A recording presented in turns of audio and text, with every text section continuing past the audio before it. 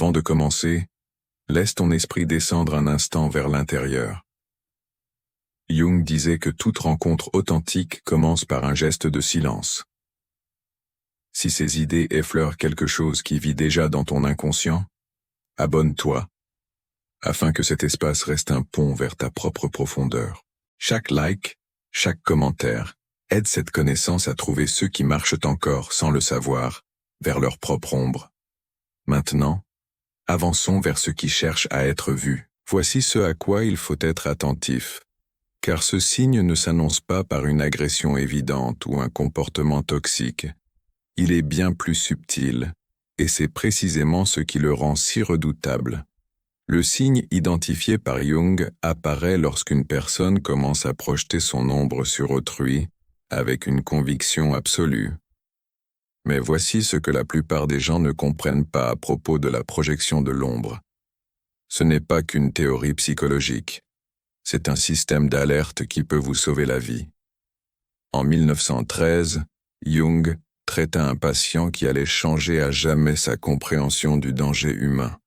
Ce patient était charmant, éloquent, et semblait sincèrement soucieux des autres. Mais Jung remarqua quelque chose qui glaça son sang. Chaque personne que ce patient décrivait comme malveillante ou manipulatrice partageait des traits identiques. Des traits que Jung reconnut comme étant les caractéristiques refoulées du patient lui-même. Le patient ne se trompait pas simplement sur les gens. Il projetait systématiquement son ombre sur tout son entourage. En l'espace de 6 mois, ce patient avait détruit 3 relations, fait licencier 2 collègues et poussé son propre frère à une dépression nerveuse, tout en conservant une innocence totale et en se croyant victime. Jung comprit qu'il n'était pas face à un simple malentendu. Il était témoin du mécanisme psychologique le plus dangereux dans les relations humaines. La projection inconsciente de l'ombre combinée à une conviction absolue. Mais ce n'est pas là le plus terrifiant. Le plus terrifiant, c'est ce que les neurosciences modernes ont révélé sur ce processus. Lorsque quelqu'un projette son ombre avec conviction, son cerveau réécrit littéralement la réalité pour étayer ses perceptions déformées. Les recherches du Dr Robert Sapolsky à Stanford montrent que lors d'épisodes de projection intense, les mêmes réseaux neuronaux s'activent que pendant des états délirants. La personne ne ment pas consciemment. Son cerveau a véritablement altéré sa perception de la réalité. Ceci explique pourquoi les projecteurs d'ombre sont si convaincants pour autrui. Ils croient sincèrement à leur perception déformée parce que leur système de filtrage neuronal a été détourné par des contenus inconscients. Mais c'est là que cela devient vraiment dangereux. La conviction du projecteur crée ce que les psychologues appellent des champs de distorsion de la réalité. Il ne vous voit pas seulement de manière incorrecte. Il persuade les autres de vous voir à travers leur prisme déformé. Jung a documenté cas après cas où des projecteurs d'ombre ont détruit des réputations, des relations et des réseaux sociaux entiers, simplement en diffusant leurs projections inconscientes avec une certitude absolue. Pensez à la dernière fois où quelqu'un vous a accusé de motivation que vous n'aviez jamais eue, d'émotions que vous n'aviez jamais ressenties, ou d'intentions que vous n'aviez jamais eues. S'ils l'ont fait avec une certitude totale, imperméable à toute preuve que vous fournissiez, vous viviez une projection d'ombre en temps réel.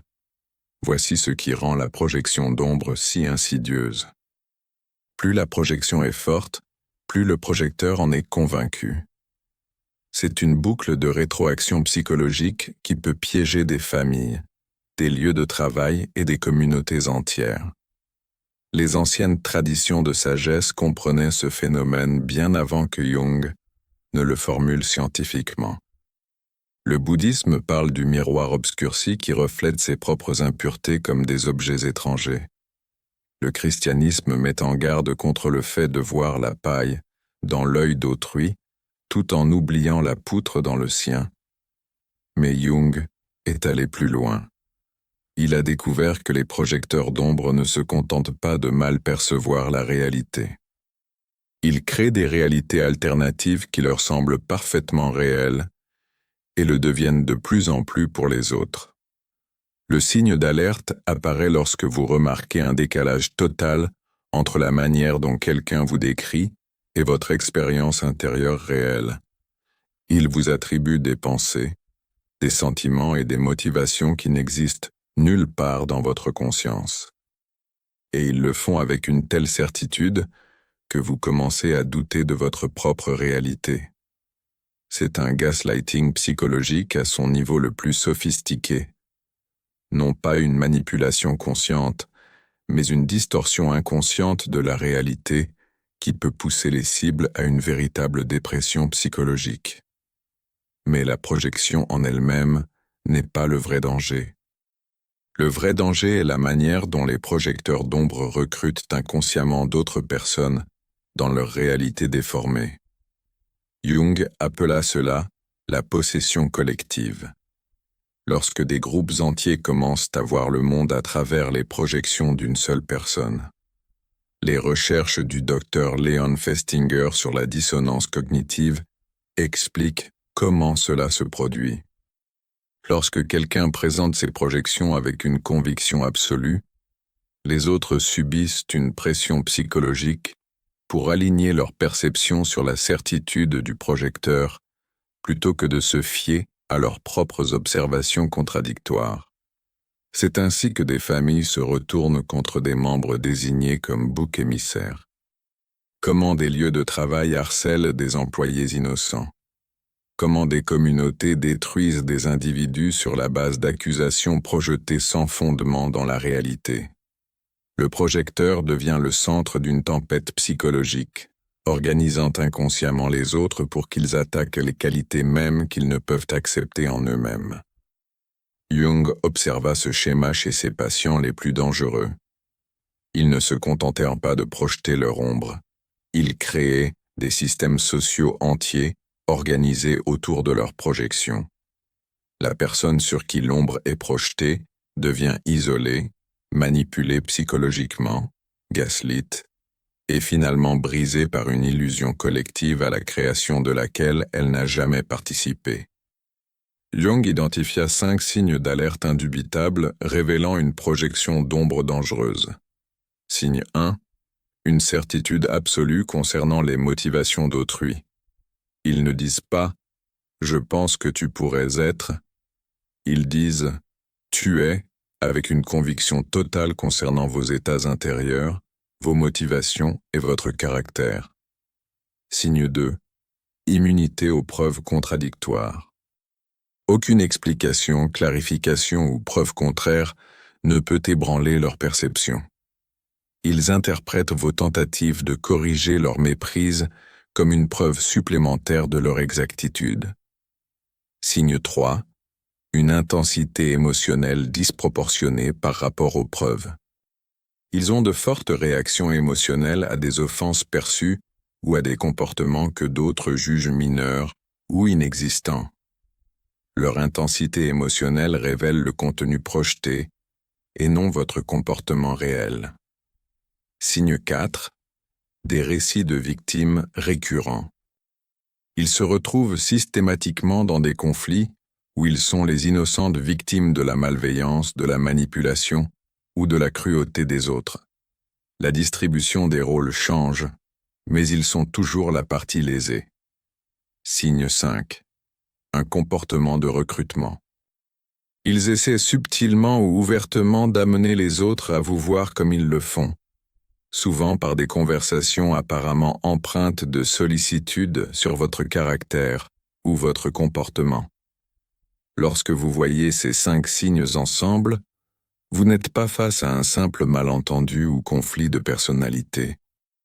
Vous faites face à une projection d'ombre inconsciente qui ne fera qu'escalader jusqu'à détruire quelque chose. Votre réputation, vos relations ou votre santé mentale. La projection d'ombre suit un schéma d'escalade prévisible que Jung a cartographié à travers des décennies d'observations cliniques. Première étape, Projection initiale. Des accusations ou attributions subtiles qui ne correspondent pas à votre réalité. Vous les rejetez comme des malentendus. Deuxième étape. Cristallisation de la conviction. Les projections deviennent plus fréquentes et certaines. Le projecteur ne montre aucun doute quant à ses perceptions malgré vos corrections. Troisième étape. Distorsion de la réalité. Le projecteur commence à interpréter tout ce que vous faites à travers son filtre de projection. Des actions neutres deviennent des preuves d'intentions malveillantes. Quatrième étape. Recrutement social. Ils commencent à partager leurs inquiétudes à votre sujet avec d'autres, toujours d'un point de vue apparemment bienveillant ou soucieux. Cinquième étape. Possession collective. D'autres commencent à vous voir à travers le prisme du projecteur. Vous vous retrouvez à vous défendre contre des accusations qui semblent venir de nulle part. Sixième étape. Exclusion systématique. Le groupe s'organise autour de la projection partagée, vous excluant ou vous attaquant systématiquement pour des qualités qui existent principalement dans l'inconscient du projecteur. Comprendre ce schéma peut vous éviter des années de dommages psychologiques. La clé est de reconnaître la deuxième étape et de vous extraire avant que la projection ne prenne une dynamique collective. Mais la projection d'ombre n'est pas le seul signe dangereux identifié par Jung. Jung découvrit un état psychologique encore plus dangereux, l'inflation de l'ego. Alors que les projecteurs d'ombre sont inconsciemment dangereux, les individus en état d'inflation sont consciemment convaincus de leur propre rectitude, tout en étant complètement aveugles à leur ombre. La personne en état d'inflation ne se contente pas de projeter son ombre. Elle s'identifie à des énergies archétypales qui dépassent de loin sa capacité personnelle d'intégration. Elle devient possédée par le sauveur, le sage, le porteur de vérité ou le juge intransigeant. Contrairement aux narcissistes évidents faciles à repérer, les individus en état d'inflation apparaissent souvent comme spirituellement évolués, moralement supérieurs ou intellectuellement éclairés. Cette élévation apparente les rend infiniment plus dangereux, car les gens se soumettent volontiers à leur autorité. Les signes avant-coureurs d'une inflation dangereuse inclut l'absence totale de doute sur leur propre motivation. Alors que les véritables enseignants spirituels expriment de l'humilité face au mystère, les individus en état d'inflation font preuve d'une certitude absolue quant à leur perception et jugement, interprétant le désaccord comme un mal. Ils ne traitent pas le questionnement comme une information utile, mais comme une résistance à la vérité, à la bonté ou à la volonté divine elle-même. Un charisme extraordinaire allié à une pensée rigide. Leur conviction crée une attraction magnétique tandis que leur état d'inflation élimine toute flexibilité psychologique.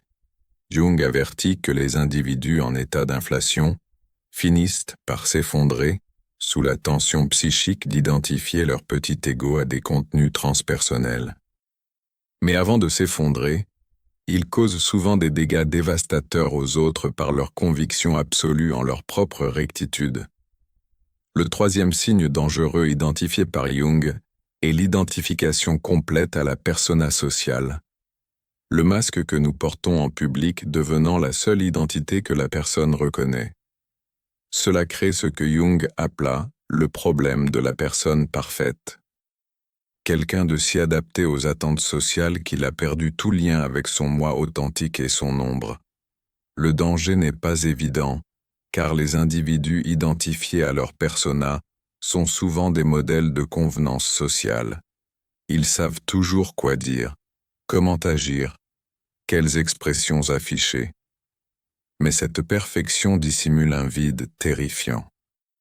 Lorsque quelqu'un a investi toute son énergie psychique à maintenir une image extérieure irréprochable, ces aspects d'ombre rejetés ne disparaissent pas. Ils s'accumulent dans l'inconscient comme une pression psychologique dans un contenant scellé. Les signes avant-coureurs incluent une perfection sociale déroutante. Ils ne semblent jamais avoir de mauvais jours, de réactions inappropriées ou d'inconstances humaines, une qualité artificielle dans les interactions. Malgré une correction technique, quelque chose semble creux ou joué en leur présence. Des réactions extrêmes aux menaces perçues contre leur image. Tout défi à leur persona parfaite déclenche des réponses défensives disproportionnées. Jung a documenté comment les individus identifiés à leur persona subissent souvent des éruptions soudaines de l'ombre, des épisodes explosifs où tout leur contenu refoulé émerge de manière destructrice. Plus la persona est parfaite, plus l'explosion ultérieure de l'ombre est chaotique et dangereuse. Peut-être le signe le plus alarmant identifié par Jung est la possession archétypale. Lorsque quelqu'un perd son identité individuelle et devient un canal pour des énergies transpersonnelles au-delà de sa capacité d'intégration. Vous pouvez reconnaître cet état lorsque la personnalité de quelqu'un semble disparaître, remplacée par quelque chose d'ancien et d'impersonnel. Ses yeux changent, sa voix change. Il parle avec une autorité qui n'appartient pas à son expérience personnelle. Il peut devenir possédé par la victime éternelle, toujours souffrante et exigeant d'être sauvée, ou le guerrier juste combattant des batailles cosmiques contre un mal que lui seul peut voir, ou le parent divin traitant les adultes comme des enfants ayant besoin de sa guidance et de son contrôle. La personne possédée éprouve une certitude et un but extraordinaire. L'ambiguïté normale de la conscience humaine disparaît, remplacée par une conviction absolue qui peut être extrêmement persuasive pour les autres. Mais voici ce qui rend la possession archétypale si dangereuse. Les archétypes contiennent des polarités extrêmes. La même énergie archétypale qui produit des saints produit aussi des fanatiques. La personne possédée par l'archétype du sauveur manifestera inévitablement ses aspects d'ombre, devenant souvent ce même contre quoi elle prétend lutter. Jung a documenté des cas où des individus possédés commirent des actes totalement contraires à leurs valeurs conscientes, faisant ensuite preuve d'amnésie ou d'élaboration rationnelle complexe pour expliquer leur comportement contradictoire. Le dernier signe dangereux est ce que Jung appela la compulsion de répétition. Des schémas inconscients où quelqu'un recrée obsessionnellement les mêmes situations douloureuses, tout en se croyant victime d'un destin cruel. Cela peut sembler moins dangereux que les autres signes, mais les personnes piégées dans des compulsions de répétition recrutent inconsciemment d'autres personnes pour jouer des rôles dans leurs drames psychologiques non résolus. Le signe d'alerte apparaît lorsque vous remarquez que quelqu'un se retrouve systématiquement dans des situations douloureuses, identiques avec des personnes différentes, suivant toujours des scripts étonnamment similaires. Il semble sincèrement surpris à chaque répétition du schéma, comme s'ils étaient victimes du destin plutôt qu'architectes inconscients de leur expérience récurrente. Le danger est de se faire recruter dans leur drame psychologique. Sans vous en rendre compte, vous pouvez vous retrouver à jouer un rôle dans une histoire qui a commencé bien avant de rencontrer cette personne. Habituellement le rôle du traître, de l'abandonneur ou du persécuteur. Jung appela cela la synchronicité négative. La capacité inconsciente à orchestrer des rencontres qui perpétuent des schémas non résolus. La personne piégée dans des compulsions de répétition émet inconsciemment des signaux qui attirent précisément ceux qui peuvent l'aider à recréer ces scénarios traumatiques originels. Maintenant que vous pouvez reconnaître ces signes dangereux, comment vous protéger? Le protocole de protection de Jung est d'une simplicité trompeuse. Une conscience éveillée combinée à l'application immédiate de limites. Première étape. Faites confiance à votre intuition. Si la perception que quelqu'un a de vous contredit systématiquement votre expérience intérieure, Faites confiance à votre réalité intérieure plutôt qu'à ses projections. Deuxième étape, n'essayez pas de la convaincre. Les projecteurs d'ombre, les individus en état d'inflation et les personnes possédées sont imperméables aux preuves contradictoires. Tenter de les convaincre renforce souvent leurs projections. Troisième étape, limitez les informations. Ne partagez pas de détails personnels qui pourraient être déformés en preuves étayant leurs projections. Quatrième étape, documentez les interactions. Gardez des traces des conversations et des événements. Les projecteurs réécrivent souvent l'histoire pour étayer leur récit déformé. Cinquième étape, cherchez une perspective extérieure. Parlez à des personnes de confiance qui vous connaissent ainsi que le projecteur. Vérifiez vos perceptions avec des personnes extérieures au champ de projection. Sixième étape, retirez-vous si nécessaire. Parfois, le seul coup gagnant est de ne pas jouer. Si quelqu'un présente plusieurs signes dangereux, un retrait stratégique peut être votre seule protection. Vous souvenez-vous de ce patient qui changea la compréhension qu'avait Jung du danger humain? Celui qui détruisait des relations tout en conservant une innocence totale. Jung finit par réaliser que les projections d'ombre de ce patient n'étaient pas aléatoires. Elles étaient des tentatives systématiques pour éviter de confronter sa propre capacité au comportement même qu'il voyait chez les autres. Le patient ne pouvait tolérer de savoir qu'il était capable de manipulation, de cruauté et d'égoïsme. Ainsi, son esprit inconscient projetait ses qualités sur tout son entourage, lui permettant de se sentir pur tout en agissant inconsciemment les comportements mêmes qu'il condamnait. C'est l'ironie tragique de la projection d'ombre. Les gens deviennent la chose même qu'ils craignent ou détestent le plus, tout en restant complètement inconscients de leur propre transformation.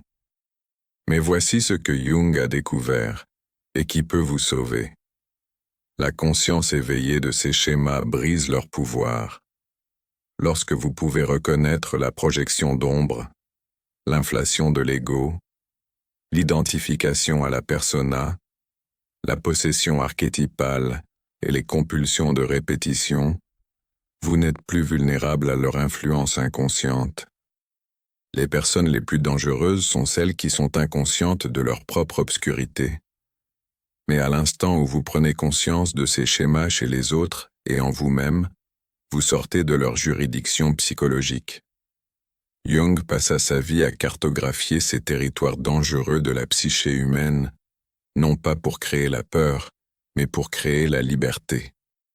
Liberté face à la manipulation inconsciente. Liberté face au champ de projection. Liberté face au recrutement dans les drames psychologiques d'autrui. Le signe le plus dangereux de la psychologie de Carl Jung n'est pas seulement la projection d'ombre. C'est l'inconscience absolue de sa propre ombre combinée à une conviction totale en ses propres perceptions.